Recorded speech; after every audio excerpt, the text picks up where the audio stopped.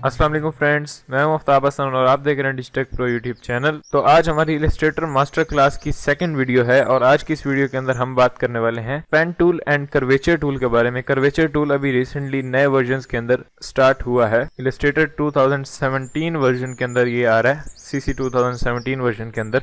उससे पुराने वाले वर्जन में ये नहीं है।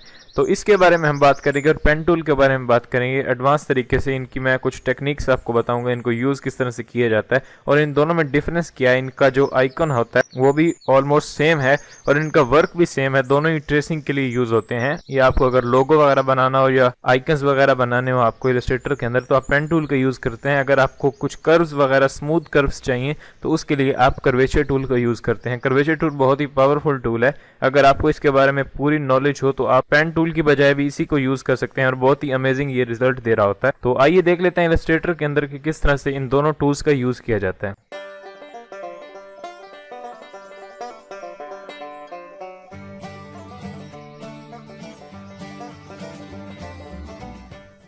तो यहाँ पर मेरे पास आप देख सकते हैं इलस्ट्रेटर ओपन हो चुका है और यहाँ पे अगर आप देखें तो यहाँ पे जो कुछ फाइल्स आपको दिख रही हैं ये मेरी रिसेंटली क्लोज्ड फाइल हैं जो मैंने अभी क्लोज की हैं। यानी लास्ट टाइम जब मैंने इसे क्लोज किया था तो वो फाइल्स यहाँ पे खड़ी होती हैं, डायरेक्टली यहाँ से भी ओपन कर सकते हैं।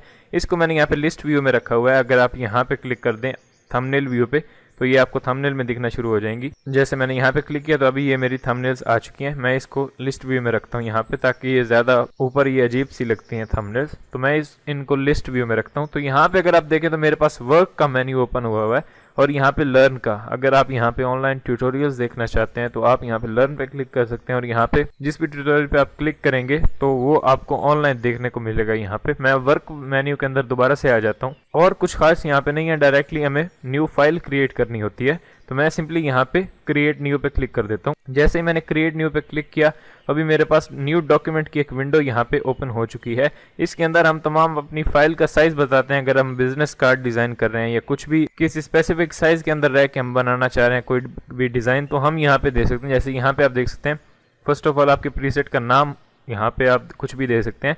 उसके बाद यहाँ पे विड्थ एंड हाइट और उसके बाद यहाँ पे यूनिट्स दिए हुए हैं, कोई भी सिलेक्ट कर सकते हैं आप। यहाँ पे इंचेस में करना चाहें या मिलीमीटर्स में या सेंटीमीटर्स में या पिक्सल्स में, तो कुछ भी आप कर सकते हैं। यहाँ पे एडवांस ऑप्शंस पे क्लिक करेंगे तो आपको मुख्तलिफ चीज़ें और मिल जाएंगी। जैसे CMY के जो कमर्शियल प्रिंटिंग के लिए यूज़ होने वाला कलर मोड है उसको आप यूज़ कर सकते हैं। और यहाँ पे कितने PPI चाहिए यानी पिक्सल्स पर इंच, तो ये अगर आप हाई रखना चाह रहे हैं आपकी रिक्वायरमेंट है तो आप 300 रख सकते हैं, अदरवाइज कोई भी रख सकते हैं। मैं सिंपली यहाँ पे आता हूँ, ऊपर जो मेन्यूज़ दिए गए हैं यहाँ पे रिसेंट जो मैंने रिसेंटली साइज क्लोज किए हैं वो यहाँ पे हैं और सेव्ड जो मैंने सेव किए होंगे वो यहाँ पे होंगे। मैंने अभी यहाँ पे करंटली कोई सेव नहीं किया है। यहाँ पे मोबाइल के कुछ प्रीसेट्स दिए हुए हैं, इसी के साथ यहाँ पे वेब और इसी के साथ यहाँ पे प्रिंट। अगर आप प्रिंट के लिए देखना चाह रहे हैं तो आपको यहाँ पे बने बनाए कुछ प्रीसेट्स मिल जाते हैं। जैसे लेटर साइज यहाँ पे A4 मिल जाता है, उसके बाद यहाँ पे आपको मुख्तलिफ साइज यहाँ पे मिल जाते हैं। मैं यहाँ पे लेटर साइज क्लिक करके और सिंपली यहाँ पे क्रिएट कर देता हूँ। अगर आपको इसके बारे में डिटेल इन्फॉर्मेशन चाहिए तो आप मेरी बिगनर्स वाली वीडियोस देख सकते हैं। उसके अंदर मैंने डिटेल में बताया कि किस तरह से आप विड्थ एंड हाइट रख सकते हैं, रेजोल्यूशन क्या होती है, CMY के और RGB में क्या फ़र्क है वो मैं बता चुका हूँ ऑलरेडी।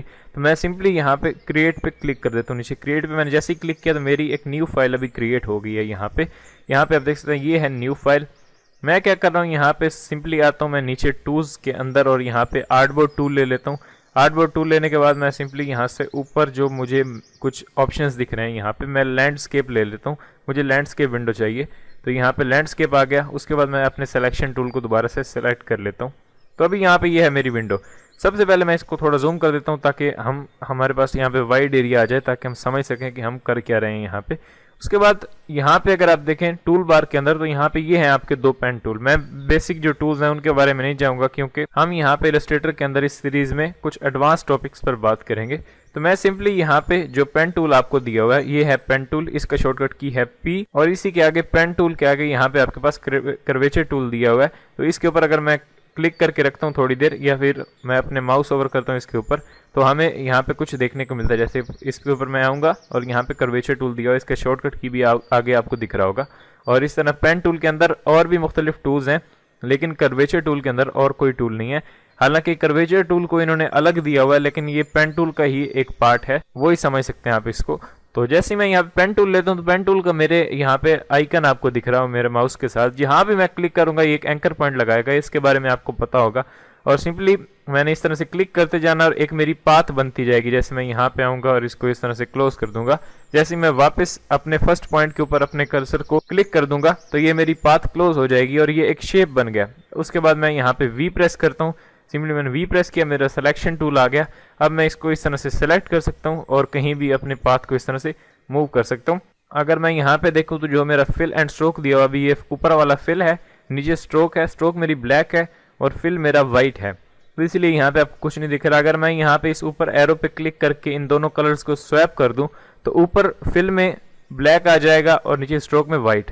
अभी आप देख सकते हैं करंटली मेरी जो शेप के अंदर वो व्हाइट कलर स्ट्रोक है और ब्लैक कलर मेरा यहाँ पे फिल हो गया, यानी ब्लैक कलर की ये शेप बन गई इस तरह से। तो हम अभी यहाँ पे पेन टूल को समझ रहे हैं, तो इसलिए हमें स्ट्रोक ही चाहिए। मैं वापस आता हूँ यहाँ पे नीचे और इस कलर को स्वैप कर देता हूँ। स्ट्रोक मेरी ब्लैक है और जो फिल है मेरा उसको मैं नन कर देता हूँ। यहाँ पे नीचे रेड लाइन पे क्लिक करके फिल मेरा नन हो गया और यहाँ पे सिर्फ मेरे पास अभी स्ट्रोक है, ये स्ट्रोक, इसके ऊपर ही हम काम करेंगे। तो ये हमने शेप बना ली।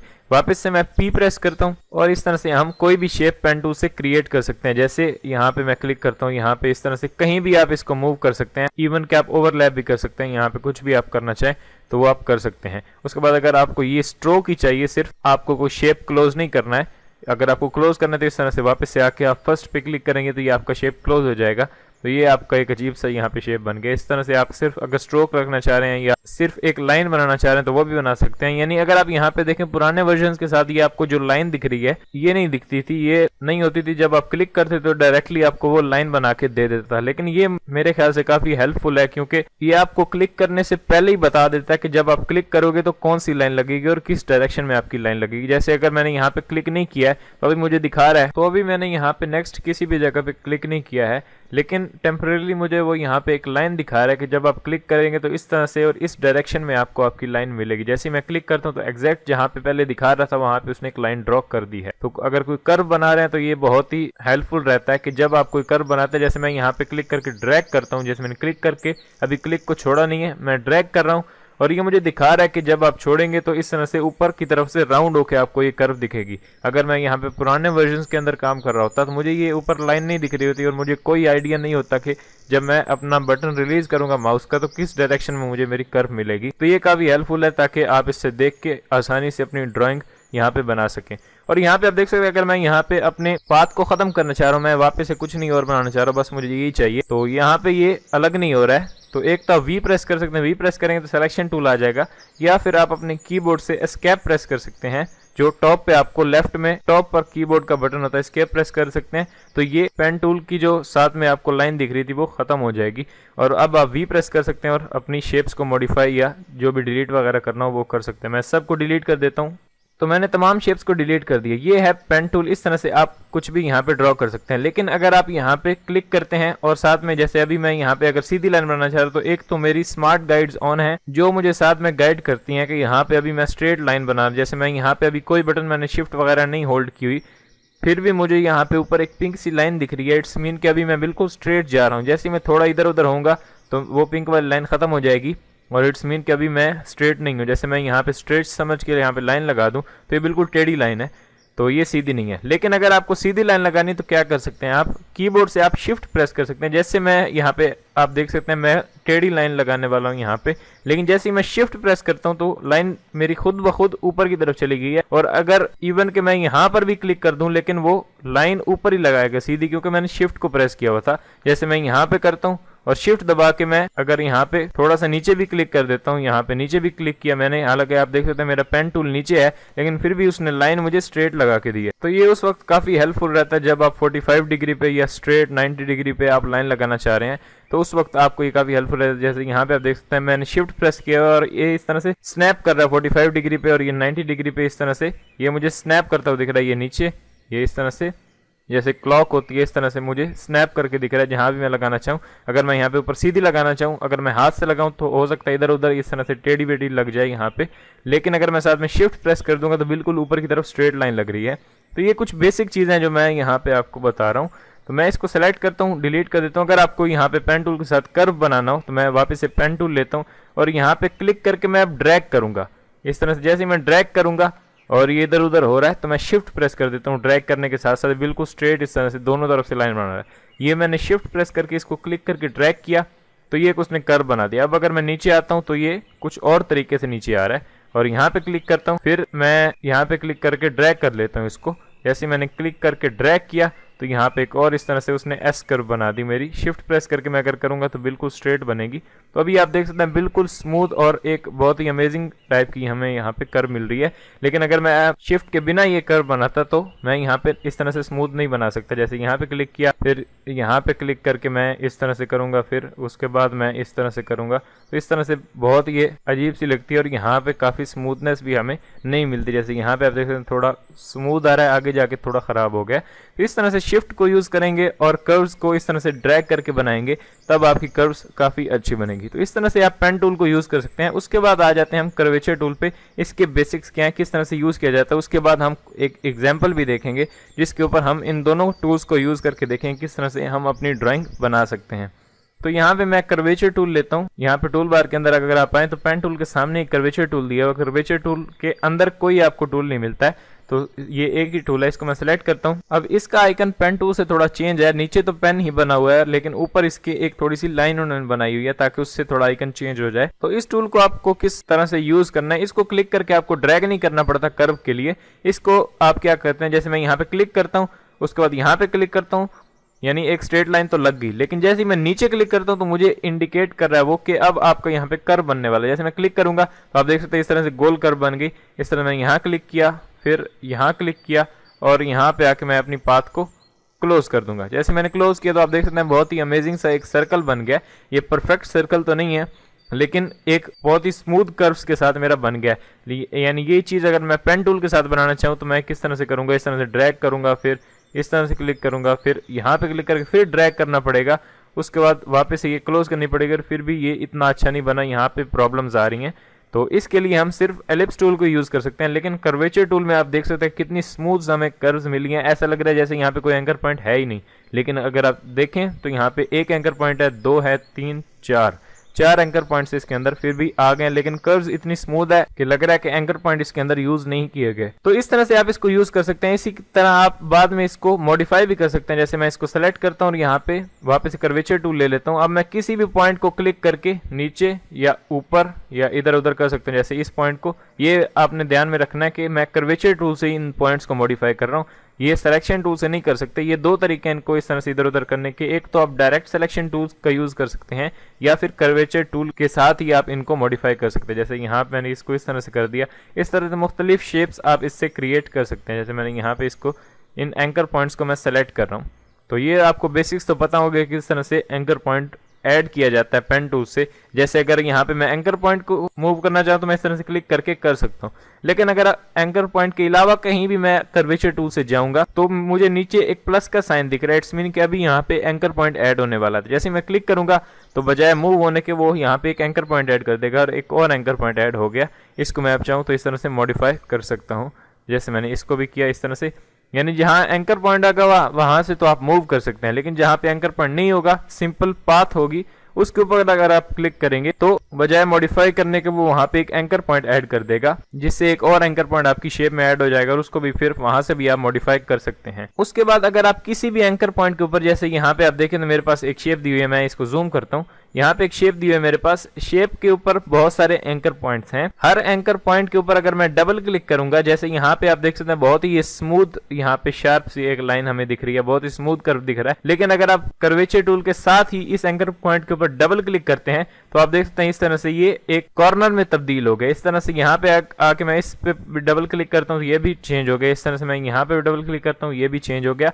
और तमाम के ऊपर इस तरह से मैं डबल क्लिक कर दूंगा तो ये कॉर्नर में चेंज हो जाएंगे, यानी कॉर्नर बन जाएगा, स्मूथ कर्व नहीं रहेगी। अभी आप देख सकते हैं ये बिल्कुल स्मूथ शेप नहीं है, ये इसके अंदर बहुत सारे कॉर्नर्स ऐड हो चुके हैं। इस तरह से भी आप इनको स्मूथ कर सकते हैं, यानी कॉर्नर वाले एंकर पॉइंट्स ऐड कर सकते हैं। या फिर अगर आप कर्वेचर टूल के साथ ही आप यहाँ पे आके ऑल्ट के साथ भी क्लिक कर देते हैं, तब भी आपका ये स्मूथ कर्व कॉर्नर के अंदर तब्दील हो जाता है। जैसे यहाँ पे ये स्मूथ है, इसको मैं यहाँ पे ऑल्ट के साथ क्लिक करता हूँ तो ये आप देख सकते हैं यहाँ पे बहुत शार्प हो गया और कॉर्नर इसके अंदर बन के आ चुका है। इस तरह से आप इसको यूज कर सकते हैं। अब हम यहाँ पे एक एग्जाम्पल लेते हैं और देखते हैं किस तरह से कर्वेचर टूल और पेन टूल दोनों को मिला के हम ड्राइंग कर सकते हैं। उसके अंदर कुछ एडवांस टेक्निक्स भी मैं आपको बताऊंगा। तो मैं यहाँ पे एक इमेज ओपन कर लेता हूँ जो कि फर्स्ट क्लास की एक्सरसाइज फाइल है, उसको डिस्क्रिप्शन के लिंक से आप डाउनलोड कर सकते हैं अगर आप प्रैक्टिस करना चाह रहे हैं। तो मैं इस सब को डिलीट कर देता हूँ, मैं उसको ओपन करता हूँ फाइल को। तो गाइज आप यहाँ पे देख सकते हैं मेरे पास इलस्ट्रेटर पर एक इमेज ओपन हो चुका है। यहाँ पे एक फिश है जिसको मैंने हैंड से ड्रॉ किया यहाँ पे पेपर के ऊपर। उसके बाद मैंने उसको स्कैन करके और मीडिया फायर पे भी अपलोड कर दिया। आप उसको डिस्क्रिप्शन के लिंक से डाउनलोड कर सकते हैं और इसको यूज कर सकते हैं प्रैक्टिस के लिए। तो यहाँ पे कुछ मैंने कर्व्स बनाई है, जैसे यहाँ पे आप देख सकते हैं फिश की एक आउटलाइन सी मैंने यहाँ पे बनाई है, प्रॉपर ये नहीं बनी हुई, यानी इसके अंदर मैंने फिल कलर कुछ नहीं किया, बस ऊपर से एक मोटी मोटी सी आउटलाइन बनाई है ताकि मैं आपको समझा सकूं यहाँ पे कि हम करने क्या वाले हैं यहाँ पे। तो यहाँ पे इसके अंदर सेंटर में एक क्रॉस लगा हुआ है। क्रॉस क्यों लगा हुआ है? क्योंकि अभी ये हमारी इलस्ट्रेटर की फाइल का हिस्सा नहीं है।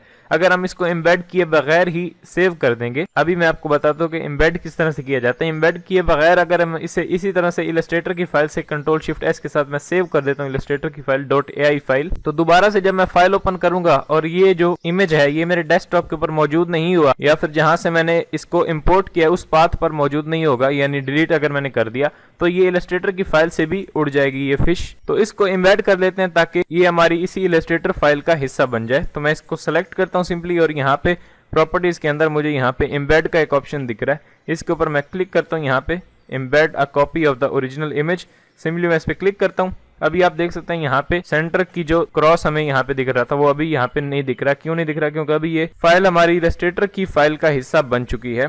उसके बाद ऊपर अगर आप देखें तो यहाँ पे भी जो एक ऑप्शन दिया है अनएम्बेड का, यानी अभी मैंने एम्बेड कर दिया तो ये अनएम्बेड दिख रहा है। अगर एम्बेड नहीं होगी आपकी इमेज तो यहाँ पे एम्बेड दिखेगा। तो आप ऊपर से प्रॉपर्टी पैनल से भी कर सकते हैं और यहाँ पे ऊपर जो आपको मेन्यूज दिए हुए हैं उनके नीचे जो यहाँ पे एम्बेड का ऑप्शन दिया होगा उस पे क्लिक करके भी आप इसको एम्बेड कर सकते हैं। तो यहाँ पे मेरे पास ये इमेज है, इसको मैंने यहाँ पे रख लिया। मैं थोड़ा सा जूम कर लेता हूँ। इस इमेज को एक दफा मैं यहाँ से सेलेक्ट करता हूँ और यहाँ से ऊपर जो प्रॉपर्टी पैनल के अंदर यहाँ पे मुझे ओपेसिटी दी हुई है, ओपेसिटी को मैं यहाँ पे 40 कर देता हूँ ताकि हमें ये लाइट दिखे और उसके ऊपर हम ट्रेसिंग अच्छे से कर सकें।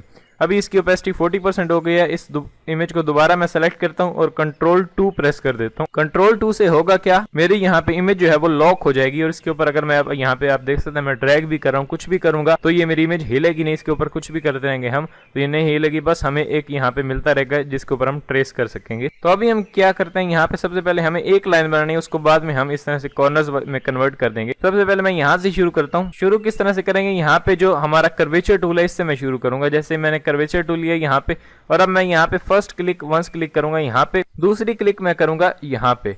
उसके बाद मैं जैसे ही आगे जाता हूँ तो यहाँ पे आप देख सकते हैं पीछे मेरा उसने कर्व बना दिया एक। तो मैं कंट्रोल Z करता हूँ, थोड़ा मैं आगे आके क्लिक करता हूँ यहाँ पे। उसके बाद जैसे ही मैं आगे गया थोड़ा उसने कर्व मुझे बना के दे दिया शुरू में, फिर यहाँ पे क्लिक किया। ये आपने याद रखना है, अगर आप वंस क्लिक करेंगे तो आपका कर्व बनेगा, डबल क्लिक करेंगे तो आपका कॉर्नर एंकर पॉइंट लगेगा। यानी जैसे मैं यहाँ पे डबल क्लिक करता हूँ, अभी यहाँ से मैं कहीं भी और क्लिक कर सकता हूँ, कोई प्रॉब्लम नहीं है। लेकिन अगर मैं सिंगल क्लिक यहाँ पे कर देता हूँ तो मेरा यहाँ पे आप देख सकते हैं कर्व बन रहा है। तो इस तरह से सिंगल क्लिक से कर्व बनेगा और डबल क्लिक से कॉर्नर बनेगा। तो यहाँ पे मैं सिंपली एक क्लिक करता हूँ, दोबारा से कर्व बन जाएगा। फिर यहाँ पे क्लिक करता हूँ तो आप देख सकते हैं बहुत स्मूथ सी हमारी पाथ यहाँ पे बनती आ रही है। फिर यहाँ पे क्लिक, उसके बाद फिर से यहाँ पे क्लिक, इस तरह से मैं कॉर्नर्स यहाँ पे बनाता हूँ, कर्व्स मेरी बनती जाएंगे खुद ब खुद।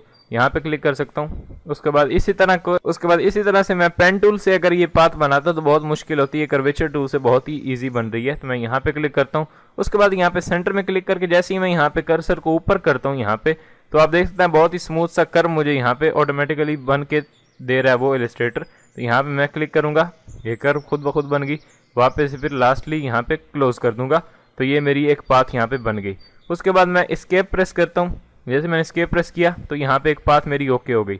मैंने V प्रेस किया, मेरा सिलेक्शन टूल आ गया। उसके बाद इस पाथ को मैं ऊपर लेके जाता हूँ यहाँ पे और मैं आपको दिखाता हूँ कैसे ये दिख रही है। मैं क्या कर रहा हूँ, इस पाथ को सेलेक्ट करके और यहाँ पे सिंपली मैं इसको थोड़ा सा स्ट्रोक दे देता हूँ और स्ट्रोक का कलर मैं यहाँ पे डबल क्लिक करके ब्लैक कर देता हूँ। ब्लैक करके ओके किया तो ये मेरी एक स्ट्रोक बन गई और आप देख सकते हैं कितनी अमेजिंग और बहुत ही स्मूथ हमारी यहाँ पे स्ट्रोक बनी है। इसको मैं उठा के यहाँ पे सिंपली वापस से जहाँ पे मैंने इसको उठाया था वहाँ पे रख देता हूँ। एक दफ़ा यहाँ पे रख देते हैं, एक दफ़ा हमें कर्व्स बनानी है, उसके बाद जल्दी से हम इनमें फिल कर देंगे तो वो कोई काम नहीं है, वो तो हम 2 सेकंड में भी कर सकते हैं। डायरेक्टली हमें सेलेक्ट करना होता है और फिल कर देना होता है। उसके बाद यहाँ पे ऊपर देखें तो ये जो बना हुआ है ये भी हम कर्वेचर टूल से बनाएंगे। तो मैं कर्वेचर टूल लेता हूँ, यहाँ पे वंस क्लिक करता हूँ, उसके बाद यहाँ पे क्लिक तो ये कॉर्नर बनेगा इस तरह से और वापस आके यहाँ पे क्लिक तो आप देख सकते हैं बहुत ही स्मूथ सी हमारी कर्व बन गई है। उसके बाद यहाँ पे देखें आप, यहाँ पे एक प्रॉब्लम आ रही है। जैसे मैं यहाँ पे नीचे लेके आता हूँ तो मुझे एक राउंड सी दिख रही है। ये क्यों दिख रही है? क्योंकि मैंने सिंगल क्लिक किया है, और मैंने आपको पहले क्या बताया था कि डबल क्लिक करना है जब कॉर्नर बनाना है। तो हमारा यहाँ पे कॉर्नर आएगा तो हम डबल क्लिक करेंगे। मैंने यहाँ पे सिंगल किया तो मसला आ रहा है। मैं कंट्रोल Z करूंगा, यहाँ पे डबल क्लिक करूंगा ताकि कॉर्नर बने, फिर यहाँ पे सिंगल क्लिक करूंगा स्मूथ कर्व के लिए, और फिर यहाँ पे डबल क्लिक करूंगा कॉर्नर के लिए, फिर यहाँ पे क्लिक करूंगा कर्व के लिए, फिर यहाँ पे डबल क्लिक करूंगा कॉर्नर के लिए। इस तरह से फिर यहाँ पे क्लिक करूंगा मैं ताकि हमें कर्व मिले। यहाँ पे फिर कॉर्नर है तो फिर डबल क्लिक करूंगा, फिर यहाँ पे वंस क्लिक करूंगा और यहाँ पे डबल क्लिक। तो आप देख सकते हैं कितनी आसानी से हमारी यहाँ पे एक स्मूथ सी कर्व बनना शुरू हो चुकी है। फिर यहाँ पे क्लिक करूंगा और यहाँ पे नीचे फिर कॉर्नर के लिए डबल क्लिक। तो बहुत ही अमेजिंग तरीके से हमारी ये ट्रेस होती जा रही है। और वापस से यहाँ पे जैसे मैं वंस क्लिक करके इसको क्लोज करूंगा तो यहाँ पे एक राउंड आ रहा है। मैं कंट्रोल Z करूंगा, यहाँ पे हमें कॉर्नर चाहिए तो मैं डबल क्लिक करूंगा, डबल क्लिक एंड क्लोज। ये हमारी एक और पाथ बन गई। तो यहाँ पे आप देख सकते हैं बहुत आसानी से हम अपनी कर्व्स को स्मूथ बना सकते हैं। जब से ये कर्वेचर टूल ऐड हुआ, मैं पेन टूल को नहीं यूज करता हूँ। मैं जो भी कर्व बनानी हो, जो भी लोगो वगैरह को ट्रेस करना हो, तो मैं इसी का यूज करता हूँ। तो यहाँ पे आप देख सकते हैं अब ये थोड़ी डिफिकल्ट सी है बिगिनर्स के लिए, लेकिन जिनको कर्वेचर टूल का पता है या पेन टूल का पता है, अच्छे से नॉलेज है, तो वो इसको आसानी से ट्रेस कर सकते हैं। तो मैं क्या करता हूँ, यहाँ पे वापस से कर्वेचर टूल लेता हूँ और यहाँ पे मैंने वंस क्लिक किया, फिर यहाँ पे क्लिक करूंगा और मैं आगे जाके यहाँ पे डबल क्लिक करूंगा ऊपर वाले कॉर्नर पे। डबल क्लिक, याद रहे कि यहाँ पे कॉर्नर है और कॉर्नर के लिए हम डबल क्लिक करते हैं। वंस क्लिक तब करते हैं जब हमें स्मूथ कर्व चाहिए होता है। तो यहाँ पे डबल क्लिक और आप देख सकते हैं बहुत ही अच्छी सी हमारी यहाँ पे कर्व बनी है। फिर यहाँ पे वंस क्लिक और यहाँ पे डबल क्लिक, फिर यहाँ पे वंस क्लिक और यहाँ पे मैंने फिर क्लिक किया, फिर यहाँ पे क्लिक किया क्योंकि यहाँ पे थोड़ा स्मूथ कर्व चाहिए, तो यहाँ पे हम क्लिक करते जाएंगे। मैं वापस से यहाँ क्लिक करता हूँ और इसको यहाँ पे क्लोज कर देता हूँ। तो आप देख सकते हैं बहुत ही अमेजिंग सी यहाँ पे कर्व बनी है। यहाँ पे आप देख सकते हैं फिर से वो राउंड बना रहा है क्योंकि हमने यहाँ पे डबल क्लिक नहीं किया, क्योंकि कॉर्नर है तो कॉर्नर पे डबल क्लिक करेंगे। तो मैंने यहाँ पे डबल क्लिक किया, फिर यहाँ पे क्लिक किया और यहाँ पे थोड़ी सी कर्व के लिए मैंने यहाँ पे दोबारा क्लिक कर दिया, फिर यहाँ पे क्लिक किया और उसके बाद यहाँ पे इस तरह से मैं करता जाऊँगा और मैं इसको ट्रेस कर लूँगा। सिंपली मैंने यहाँ पे दोबारा क्लिक किया, फिर यहाँ पे क्लिक किया, फिर यहाँ पे क्लिक किया और उसके बाद फिर मैंने यहाँ पे क्लिक किया और डायरेक्टली मैं यहाँ पे आगे आके क्लोज कर दूंगा। फिर वापस से यहाँ पे क्लिक किया, याद रख के मैंने यहाँ पे डबल क्लिक नहीं किया, मैंने वंस क्लिक किया। तो मैं कंट्रोल Z करूँगा, डबल क्लिक करूँगा, यहाँ पे फिर सिंगल क्लिक कर्व के लिए, फिर यहाँ पे कॉर्नर के लिए अगर होता यहाँ पे तो मैं डबल क्लिक करता, मैं फिर सिंगल क्लिक करूँगा, यहाँ पे फिर वंस क्लिक और यहाँ पे फाइनली डबल क्लिक क्योंकि कॉर्नर है। फिर यहाँ पे मैं वंस क्लिक करूँगा और कर्व के लिए यहाँ पे वंस क्लिक।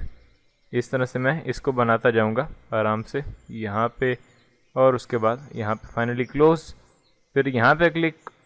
यहाँ पे मैंने क्लोज किया तो डबल क्लिक नहीं किया क्योंकि वो यहाँ पे अगर मैं वंस क्लिक करूंगा तो वो स्मूथ कर बना देगा, मुझे डबल क्लिक करना होगा ताकि कॉर्नर बनाए। तो मैं यहाँ पे डबल क्लिक करता हूँ, उसके बाद फिर यहाँ पे वंस क्लिक, फिर यहाँ पे इस तरह से जहाँ पे मुझे स्मूथ कर्व चाहिए वहाँ पे मैं क्लिक करूँगा और जहाँ पे कॉर्नर चाहिए वहाँ पे डबल क्लिक। तो यहाँ फिर स्मूथ कर्व चाहिए तो मैं सिंगल क्लिक करूँगा, फिर यहाँ तक ऊपर तक सिंगल क्लिक ही करूँगा। यहाँ पे फिर से कॉर्नर है तो मैं डबल क्लिक करूँगा यहाँ पे, फिर सिंगल क्लिक और फिर यहाँ पे आके क्लोज करने के लिए डबल क्लिक। तो यहाँ पे ये हमारी बहुत ही अमेजिंग सी यहाँ पे कर्व बनी है। अगर मैं इसको उठा के लेके आऊँ यहाँ पे बाहर तो आप देख सकते हैं बहुत ही अमेजिंग यहाँ पे जैसी हमारी यहाँ पे ट्रेसिंग थी वैसी स्केच के मुताबिक हमने यहाँ पे इसको बनाया है। इसको मैं सेलेक्ट करता हूँ, कोई इसमें प्रॉब्लम भी नहीं है कि हम इसे स्मूथ करें।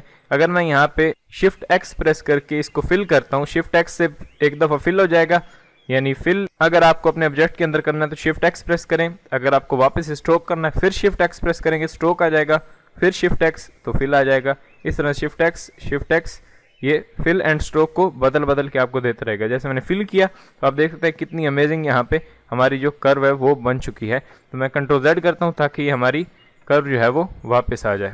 तो यहाँ पे हमने ये कर्व भी बना ली, ऊपर वाली भी, और ये लाइन भी हमने बना दी। अब रहता है ये बाकी हिस्सा। तो ये कॉन्सेप्ट तो आपको समझ में आ गया होगा कि डबल क्लिक हम तब करते हैं जब हमें कॉर्नर चाहिए होता है, यानी शार्प कॉर्नर चाहिए होता है, और वंस क्लिक हम तब करते हैं जब हमें स्मूथ कर्व चाहिए होती है। तो अब मैं जल्दी से इन दो को ट्रेस करता हूँ, तब तक मैं वीडियो को थोड़ा फास्ट कर देता हूँ ताकि आपको ये पूरा प्रोसेस बोरिंग ना लगे।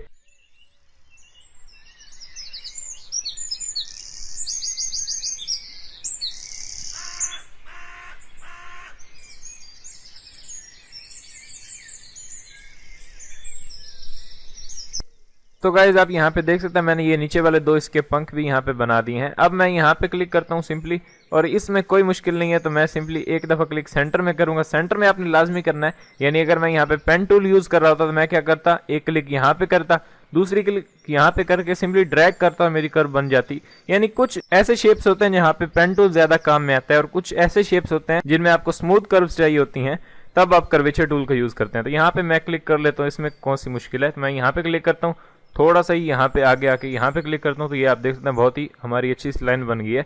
इसको थोड़ा नीचे कर देता हूँ, बाद में हम इसको एडजस्ट करते हैं और एक प्रॉपर शेप हम इसको देंगे। उसके बाद यहाँ पे आप देखें तो ये जो इस फिश का हिस्सा है यहाँ पे, ये अब पेन टूल से हम इजीली बना सकते हैं। तो मैं क्या करूँ, यहाँ पे कर्वेचर टूल भी यूज़ कर सकते हैं, लेकिन मैं आपको बताने के लिए पेन टूल यूज़ करूँगा। यहाँ पे मैंने पेन टूल से सिंपली यहाँ क्लिक किया, यहाँ क्लिक करके छोड़ूंगा नहीं, मैं ड्रैग करूँगा ताकि ये कर्व बनाए, फिर वापस से इस एंकर पॉइंट के ऊपर दोबारा क्लिक कर दूंगा ताकि इस ये जो टेढ़ा सा हमें यहाँ पे साथ में वो कर्व दिखा रहा है वो हमारा ब्रेक हो जाए। यहाँ पे वापस क्लिक करूंगा तो कर्व ब्रेक हो जाएगा। अब हम आगे से न्यू पाथ स्टार्ट कर सकते हैं।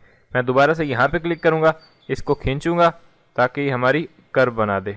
मैंने यहाँ पे खींचा इसको, ये हमारी कर्व बन गई। वापस से इस पर क्लिक करूंगा, कॉर्नर ब्रेक हो गया, यहाँ पे क्लिक करके दोबारा ड्रैग करूंगा, ये कर्व बन गई। इस तरह से वापस से आके यहाँ पे क्लिक करूंगा।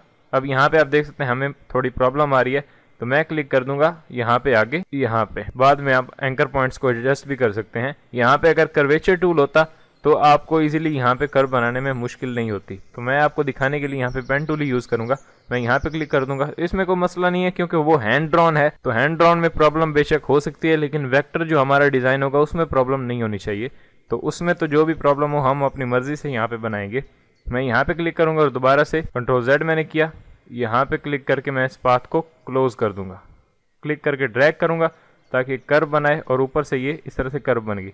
आप देख सकते हैं यहाँ पे ये भी शेप हमारा बन गया। अभी हम इनको फिल नहीं कर रहे, मैं सिर्फ स्ट्रोक ही रखते जा रहा हूँ यहाँ पे, ताकि आपको इजीली समझ में आ जाए किस तरह से हमारी ड्राइंग यहाँ पे बन रही है। तो उसके बाद हमारा ये कर्व रहता है। ये कर्व भी आप पेन टूल से इजीली बना सकते हैं। मैं सिंपली पेन टूल लूंगा, यहाँ पे क्लिक करूंगा और दोबारा से यहाँ पे एंड वाले पॉइंट पे क्लिक करके ड्रैग करूंगा, तो ये हमारी कर्व यहाँ पे बन गई। ये वापस से इसको यहाँ पे क्लिक करके इसको ब्रेक करूँगा। दोबारा से मैं अब आता हूँ यहाँ पे और यहाँ पे क्लिक करके भी मैं इसको बना सकता हूँ। यहाँ पे क्लिक किया, इसको इस तरह से ड्रैग करूँगा। बाद में आप इसको एडजस्ट भी कर सकते हैं। मैं Ctrl+Z करूँगा, थोड़ा मैं यहाँ पे क्लिक करता हूँ, क्लिक करके इसे ड्रैग किया, ये बन गई। फिर मैंने यहाँ पे क्लिक करके ड्रैग किया तो ये कर्व बन गई। उसके बाद मैं वापस इसको यहाँ पे क्लोज कर देता हूँ, तो ये क्लोज हो गई।